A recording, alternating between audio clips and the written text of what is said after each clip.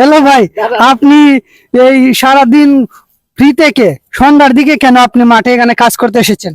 আমি মাঠে কাজ করতে পাইছি, আমার বউ বেশি হাই এই কারণে।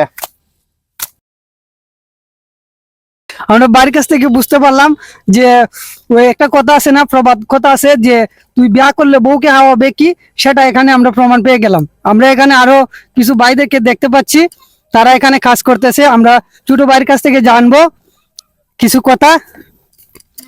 আপনি কি লেখাপড়া করেন? না। আপনি লেখাপড়া করেন না কেন? ছোট ভাই লজ্জা পেয়ে গেছে, সেই জন্য সে কিছু বলবে না। তে আপনারা আমাদের সাথে আছেন, সেই জন্য আপনাদেরকে অনেক অনেক ধন্যবাদ।